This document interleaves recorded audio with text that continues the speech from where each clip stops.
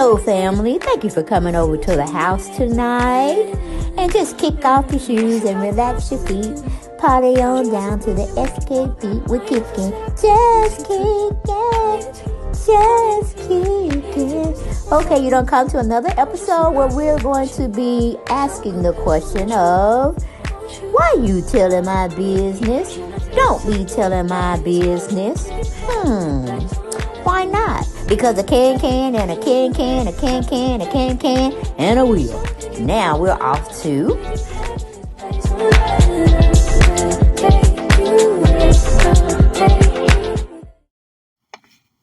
Hello everyone, and welcome back to the channel. And as you can see, as the pictures are flying on your screen, we're going to be talking about Barbara Walters and the 10 biggest interviews she had out of her lifetime, okay? These are just not all celebrities. These are just not all politicians. But she dipped and a little dab here with a little bit of everything, okay? And that's why we're showcasing her on this particular review of what she did in her lifetime as far as interviewing people. Okay, we get this from The Hollywood Reporter, and Christina Pina and Deirdre Durkin wrote up this story for us this year in December, shortly after Barbara had passed. They titled it Barbara Walters' 10 Biggest Interviews. Okay, the late TV legend interviewed everyone from Fidel Castro to Monica Lewinsky. And if anybody was around with that president, Mr. Bill Clinton, said he did not have sexual relationships with Monica Lewinsky. That was a famous tagline. But anyway, we go on back to the interview. And it's saying Barbara Walters, the late trailblazing journalist, put ABC and 2020 on the map and co-created The View. Throughout her iconic career, which spanned 50 years and 12 Emmy Awards, she interviewed royals, stars, presidents, and Hollywood stars. She died Friday at 93 in New York and is survived by her adopted daughter, Jacqueline. Okay? Walters, who was known for making guests cry, was a broadcasting fixture and credited the fact that she changed high schools 3 times for learning to make friends and asking questions. I was never in awe of celebrities because they worked for my father, Walters said. I was curious. Even today, if I go out to dinner and I'm sitting next to someone and I ask questions, they'll say, "Oh, you're interviewing me." Sound like me, because I ask more questions when I'm with people, just to try to understand them, just to try to get in their brain, just to see how they tick, okay? So we're kindred spirits in that way. We're not just being nosy, we're just being a great observation. When we're making great observations, we're observers. And we are basically putting ourselves in a situation where, can I tolerate this person? Do I really want to be around this person? Why is this person in my life? You know what I'm saying? Make us kind of evaluate why we hang around certain people and for what reason. But anyway, that was just my plight. You know, I go in them here and there and here, okay? But we're getting back to the article that the Hollywood Reporter put out on Miss Barbara. It says the glass ceiling shattering newswoman made history as the first female co-host of today's show and the first $1 million a year news anchor. Now tell it so. When you come from money, you can't be but in the midst of money. You understand what I'm saying? All right. During her decade-long career, Walters interviewed Fred Astaire, Ingrid Bergman, Truman Capote, Mamie Eisenhower, Judy Garland, Audrey Hepburn, Candice Bergen, Diana Ross, Monica Seles, Michael Jackson, Roseanne Barr, Tom Cruise, Eddie Murphy, George Clooney, Kate Gosselin, and Honey Boo Boo, to name just a few. The icons often cause her interviews to well up by asking about their childhoods, because that's revealing, and they remember a parent or someone who died, Walters explained. That was before every celebrity getting out of rehab would cry. Now I say, don't you dare cry. I know that's right, Barbara. I know that's right. Hold the tears back until the interview is over. But anyway, see 10 of her big ticket interviews, including Fidel Castro, Vladimir Putin, and Monica Lewinsky below. All right, we got Monica Lewinsky first up to bats on her report that they did out on her. Let's see what they had to say about Monica Lewinsky.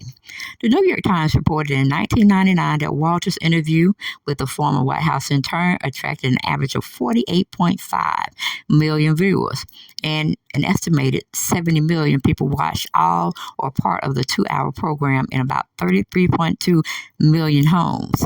Lewinsky, the intern caught in a sex scandal that nearly destroyed Bill Clinton's marriage and presidency, answered Walter's grilling questions, including sleeping with married men and her struggle with weight. Okay. Walter directly asked Lewinsky, "You showed the president your thong underwear. Where did you get there? Where did you get the nerve? I mean, who does that?" she said. She also asked the 25-year-old, "Where was your self-respect? Where was your self-esteem?" Okay. That's what she was grilling. And that's what she had pretty much said, as in a snapshot, as in a summary of why did she do what she did to the President of the United States. I'm like, now, you know it takes two to tango. Barbara, you know it takes two to tango, so you need to stop that mess. But anyway, going on. She had an interview with Mike Tyson and Robin Givens. And the interview went a little bit like this. "Everywhere I went the next day, people asked me about it," Walter said to ABC News of the interview with Robin Givens and her then husband, Mike Tyson. Walter has also cited this would be the interview she would want a person who has never seen her work before to watch. She didn't shy away from deeply personal questions, including asking Givens if Tyson hit her.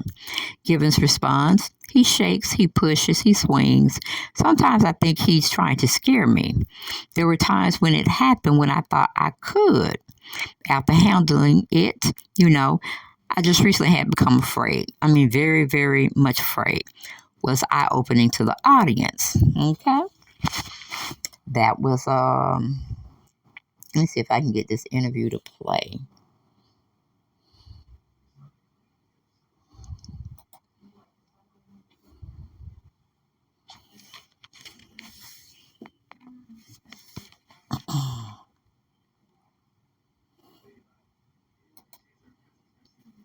You ever heard the tale of the misunderstood bull?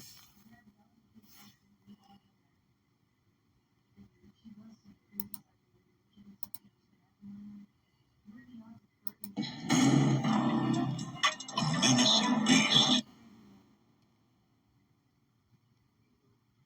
It was born to float. A force of nature. That's advertisement commercial. Grace. Quite grand, yet quiet and nimble. The Infiniti QX80. Introducing Infiniti Premium Care, an integrated maintenance program standard with the 2023 QX80. Now at your local. You know what people write about you, say about you.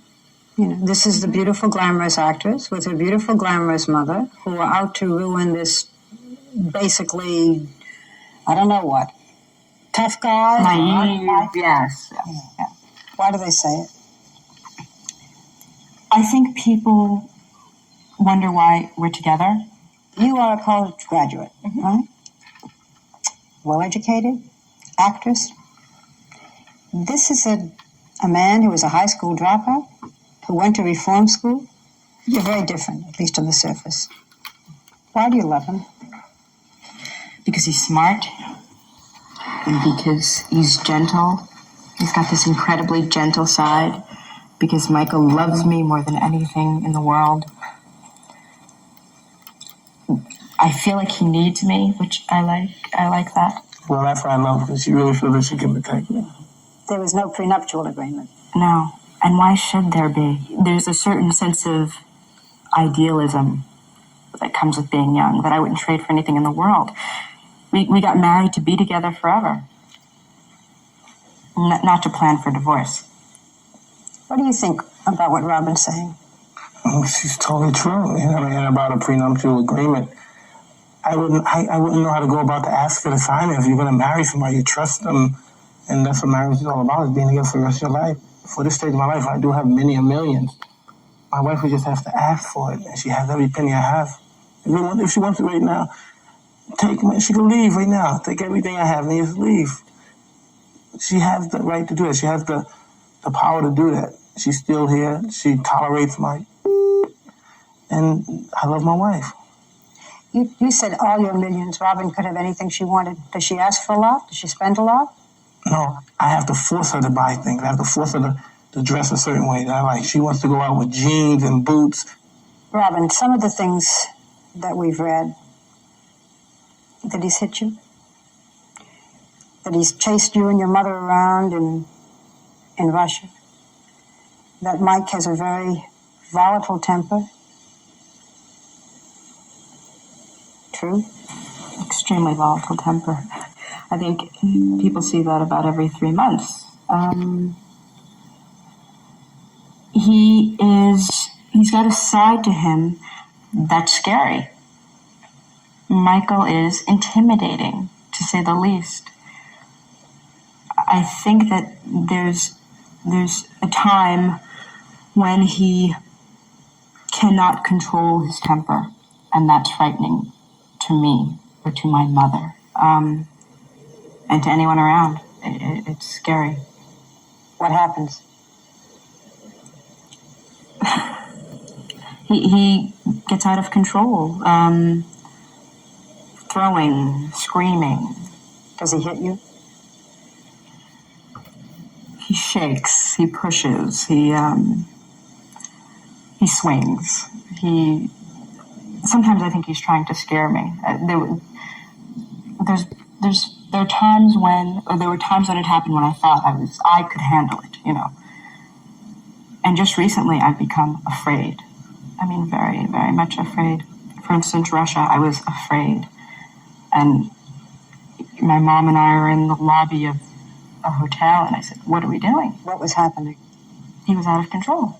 Chasing after you in the lobby? Yeah, Michael is a manic depressive. He is. I mean, that's just a fact. And when he's in a manic state, he doesn't sleep. He has enormous amounts of energy. So your sleeping agitates him. He gets you up. There's an argument. I mean, of course you want to sleep. So you run out of the room and he runs after you. Right. And people see this. And it's in the paper. Right. I wanted to do this interview with the two of you together. I could have talked to Robin outside and you outside, but I wanted you to hear this because I wanted people to understand. And you're sitting here and listening to this. This is a situation in which I'm dealing with my illness. And basically, this is my wife, and we're dealing with it. Robin, there was the incident last month when Mike drove his car into a tree. Tell us what happened. Michael had no intention of killing himself. None whatsoever. And we hadn't been fighting. I was just trying for the first time to be strong. And I think what happens sometimes, I think for the first time I can understand abused women, because what happens is, or people, you say, why do you stay in there? Well, number one, you love the person, and number two, you get accustomed to being treated poorly. So every day, behavior that you would normally not accept becomes everyday behavior. And I woke up and I said, I don't deserve this. I never had this in my life before, and I'm not going to tolerate this. Where were you? I was in New York, in our apartment in New York. Michael was in upstate New York where he trains. And I think for the first time he detected something different in my voice. I wasn't screaming. I was serious and to the point. And he worried, and that bothered him. And he kept calling. All throughout the night, he would call and wake me up. Do you love me? Are you sure you love me? Finally, it was about 11 o'clock. He called me and said that he loved me and he was going to prove his love and to call back at 11:20. I knew right away what Michael was going to do. It's something that he'd been threatening to do. We had seen that side. I tried to get him to hang on, and I couldn't. I rushed into the room. I told Mom. At 11:15, I called, and the ambulance was on its way. To tell you the truth, they told me he was in a car. It was a great deal of relief. What had you thought? I knew that he had guns, or I knew that he'd been trying to get guns, and I thought that maybe he was going to be a little bit more deliberate. So did you feel sorry? Yes. Yeah. So I was actually relieved. Got in a car and went there, and I was angry. I was very, very angry. The people watching can't see that as you were talking, Mike, there's no anger. He's rubbing the back of your neck. Why are you doing this interview? What you wanted people to know? I don't want him to seem like a bad guy. He's not a bad guy. It happens for a reason, something that we're now working to control. With the type of disease that Michael has, he was a hyperactive child. It turned into something else. It's something that he's had for a very long time. It went untreated, therefore it got worse. It's something that the doctor says gets worse in your 20s. Why do you think this is that nobody saw it before? The Customato didn't see it. The Bill Caton didn't see it. I can't imagine that anyone could live with Mike Tyson and not recognize that there was a problem.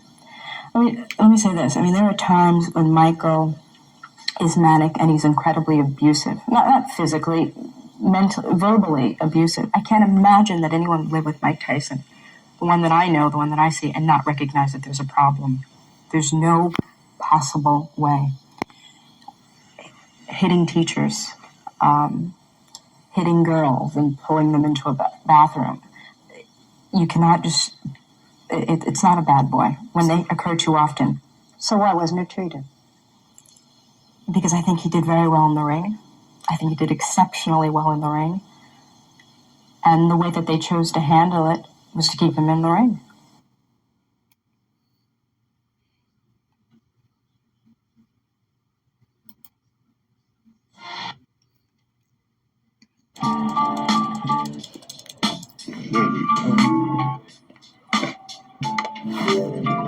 About to from ABC News, around the world and into your home, the stories that touch your life. This is 2020 with Barbara Walters, Diane Sawyer, Sam Donaldson, Connie. Okay, we didn't want that one. Let's see if we had the interview with Monica Lewinsky. Well, maybe we can go to Oprah since we're showing her pictures. Let's see.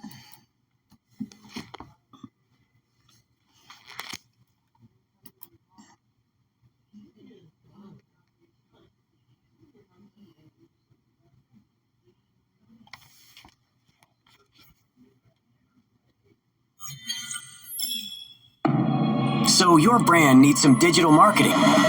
Go to Fiverr. Get landing pages and social promotions. Done. For every step your business takes, Fiverr. Freelance services on demand. Tonight, an ABC News Barbara Walters special. Oprah, the next chapter. Nobody else could do this with me but you. The send-off interview. It's time. To try something totally new. I would wake up in the middle of the night, like clutching my chest. Like, what have I done? Woman to woman, sharing secrets. I'm so glad I didn't get married. Really? Talking intimately of love. Tissue, please. I now need tissue. And family. Here's a picture of me. Your mother? Do you see her? And the truth about her closest relationships. Let's just add to that lesbian rumor. 25 years building to this moment.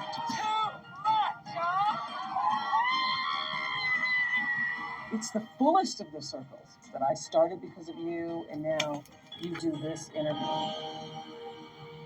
And now, Barbara Walters. Good evening. Tonight, a 2-hour back-to-back event. Coming up later, my annual list of the 10 most fascinating people of the year, including the most fascinating, so far a secret. It could possibly have been Oprah Winfrey. But we're going to spend our whole first hour just with her. And why? Because Oprah is about to dive into uncharted waters. When next month she opens her own cable network called OWN and prepares to leave her enormously popular television show. Tonight, she is very personal and revealing, and she's both exhilarated and scared. Hi, everybody. Good morning. This is our daily morning run. I can't even tell you how many times I've done this drive, I think about one day this will be the last ride that I take. In just a few months, Oprah is moving west to Los Angeles. Beautiful day, Sadie. You got to know when to hold 'em, know when to fold 'em. Talking about the card. Know when to walk away and know when to run. So it's time. Tearfully, Oprah made it public on her show last year. These years, you, our viewers, have enriched my life beyond all measure. And you all have graciously invited me into your living rooms, into your kitchens, and into your lives. After 25 years, Oprah, who will be 57 in January, will be ending her appointment with 6.5 million viewers a day. Her program shown in 145 countries. The most widely viewed and influential talk show ever.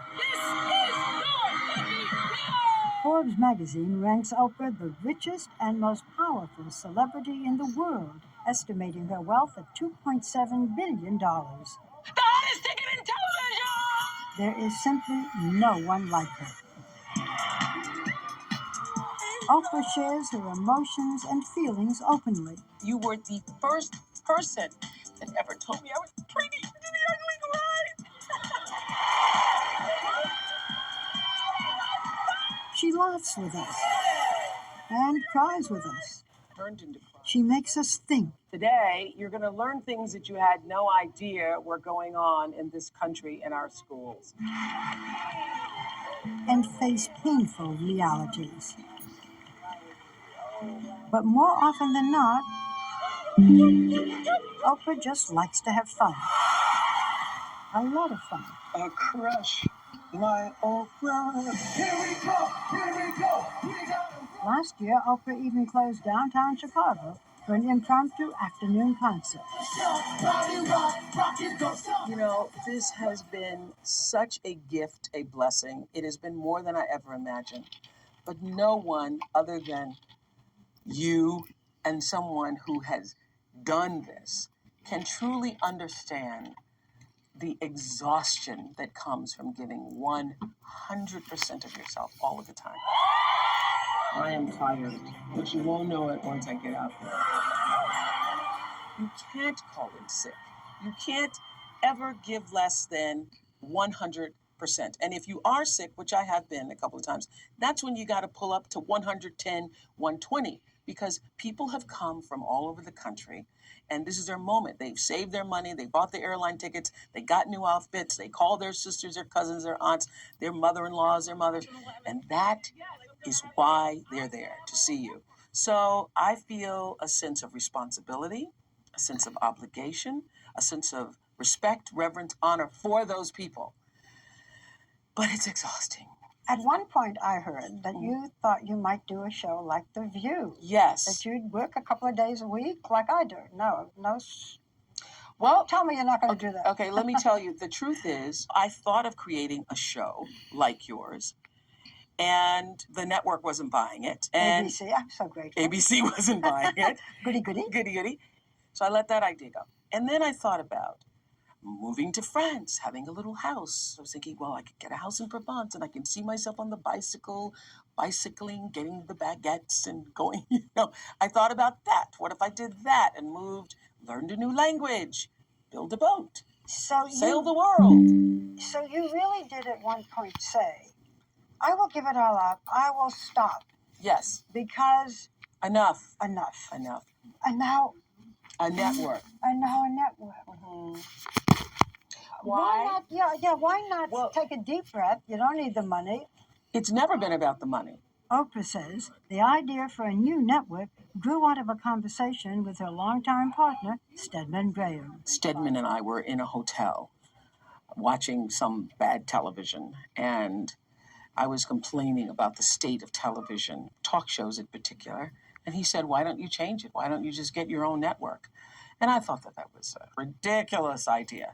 And then he started to talk about it, and he wrote some things down. And I saw the word own. I thought, own, O-W. Oh, those are my initials. And I said, wouldn't it be something if I could create a network that was really about mindful, and I underlined the word mindful, television? 15 years later, those scribblings came closer to reality when she was approached by David Zaslav, the president of the Discovery Network. My view was, if we want to do this, you have to be all in. She paused, and then she said to me, it's meant to be. And we shook hands, and that's how our journey began. At first I thought, great, a network. Oh, gee, this is the dream I had. Oh, and I actually showed him the piece of paper where I'd written it down in segments. And as that started to settle in with me, I thought, whoa, what is this I've gotten myself into? This is a lot more work than I ever imagined. Are you scared? Very scared. I was very scared. And I would wake up in the middle of the night, literally, like clutching my chest. Like, what have I done? What have I done? What if you fail? That's what I was afraid of. That's what I was afraid of. The reason why I made the decision to go forward is because I believe that people deserve to have value-centered, inspirational programming for themselves. I believe that television has become, in many ways, banal. It has become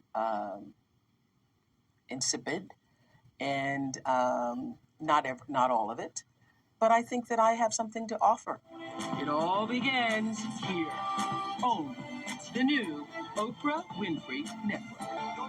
The new channel, OWN, will debut with a combination of reality shows, in-depth documentaries. This is the moment that he has been waiting for 15 years.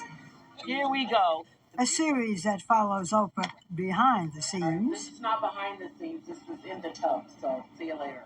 And Oprah's search for the next TV star. Market! Oh, my nose! My favorites are those that are teaching without you really knowing it. Masterclass, done with some of the country's leading thought leaders. I believe that everybody's life is a story. You know, the work that you put in is what you get out. Almost cost me my rap career. And there's something to be learned from every experience. You can't plan every step in life.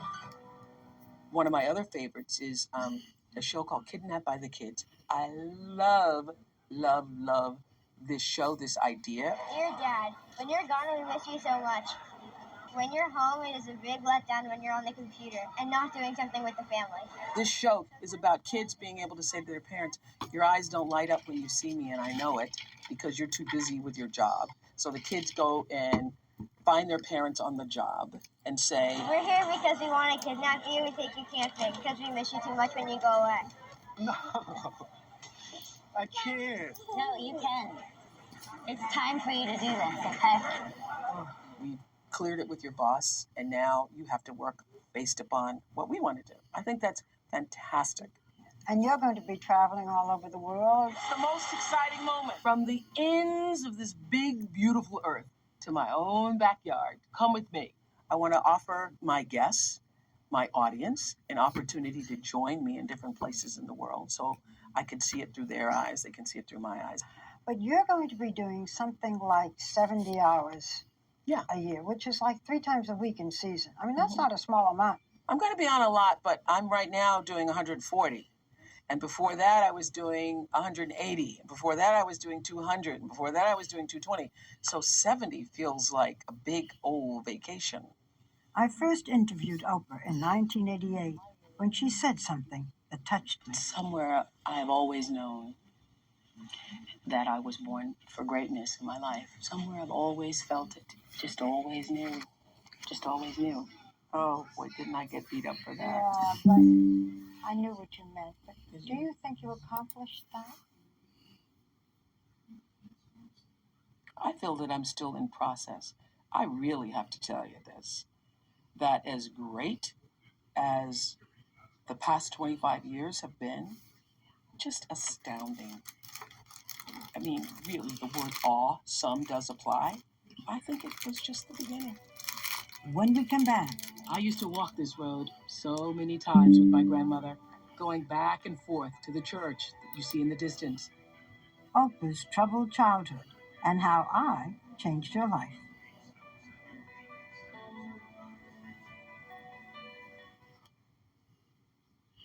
Okay, now we're gonna try to move to, I thought I had Michael Jackson in here, but we may have to forego him and go back to the interview that was done. We're gonna go back to Monica Lewinsky and see what happened there.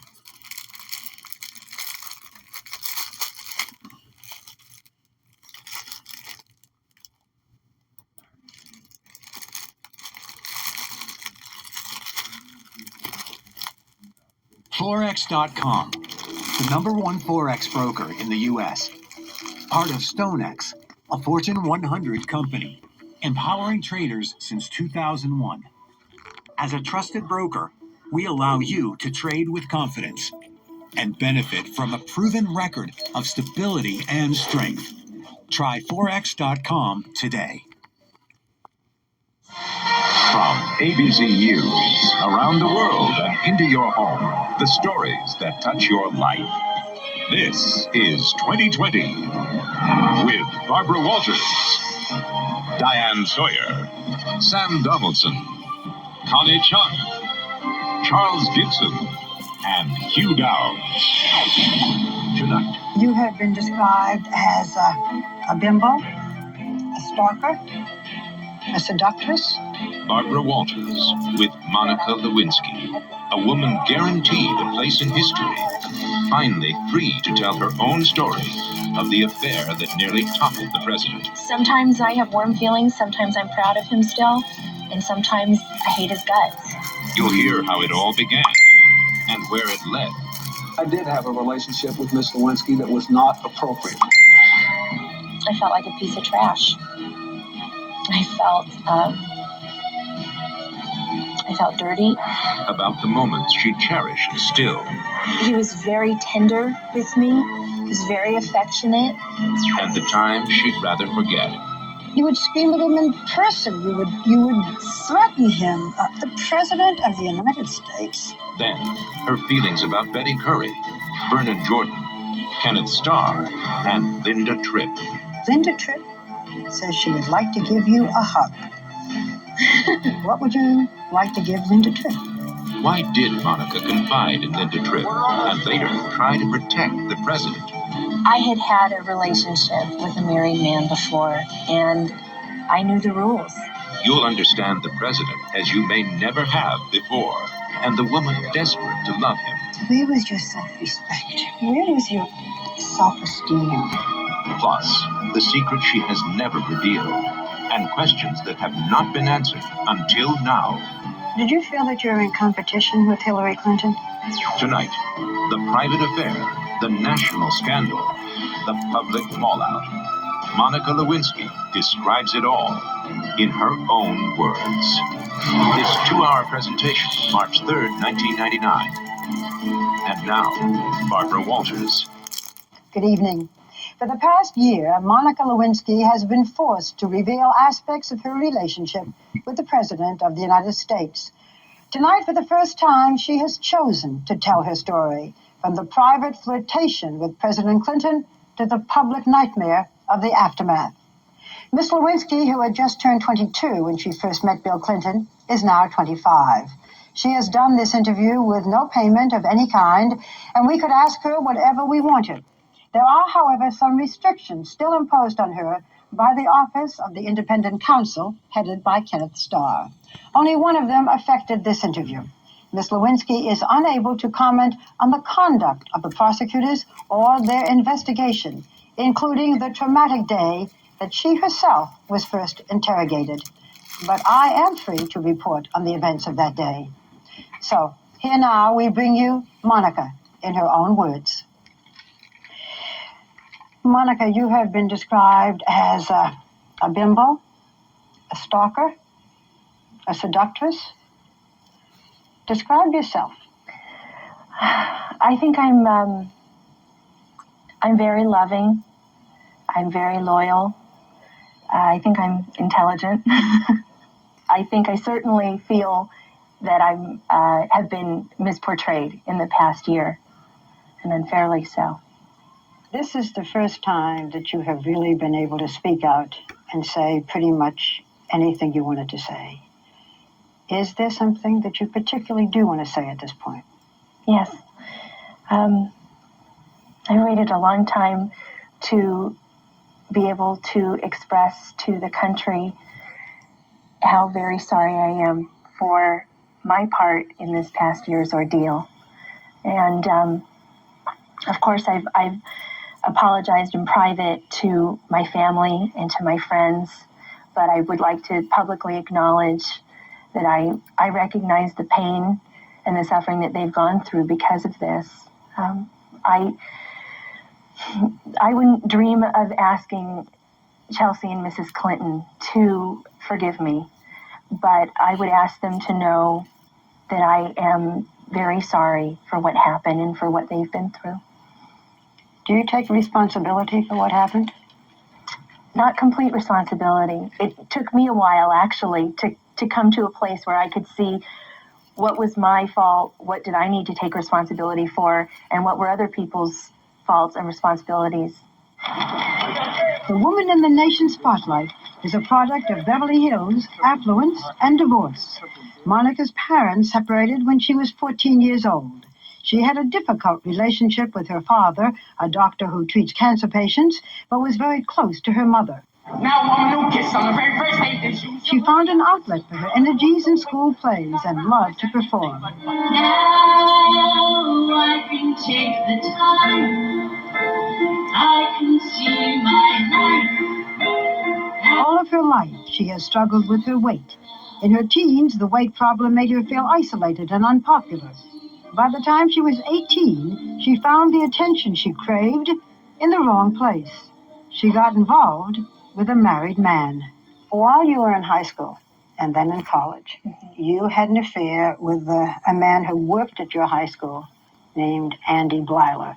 It was on again, off again. I mean, you really cared about him. And eventually, when the story broke, he turned against you. And that was probably very painful. But can you describe what Andy Blyler meant in your life? Yes. Andy came into my life at during a very difficult period for me. I was have always had issues with my weight. That is not a secret to anybody now. And growing up in Beverly Hills, having a weight problem was just not acceptable. And Andy brought to my life a feeling of beauty and sensuality and being wanted and being comfortable with myself. He brought me something, I think, which is a big part of who I am today, which is, for me, and I know it's funny, but it's being comfortable with my sensuality. So, one juror at the grand jury asked you why you kept having affairs with married men. Why did you? Why do you? I have to say that was the most difficult question to answer in my entire experience with the grand jury. It was the most pointed question. First, I hope I never will have an affair with a married man again. I have to pray about that. But clearly, to me, what I've come to see is that happened because I didn't have enough feelings of self-worth, so that I didn't feel that I was worthy of being number one to a man. And so you had to take whatever you could get? Mm-hmm. You came to Washington as an intern. Were you interested in politics? No, I wasn't. I was looking to get away from Andy in Portland, and it was a good opportunity. I thought it would be intriguing.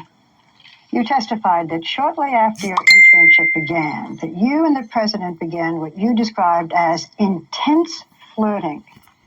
When did you see him? What was this intense flirting like? The first time I saw him was at an arrival ceremony. And my breath was taken away. I mean, he sort of stepped out onto the platform, and it was this man who was full of energy and sensuality and attractiveness. And from that moment on, the few occasions when I saw him at departure ceremonies or whatnot, there was intense eye contact. This photograph was taken before you actually began your relationship with the president.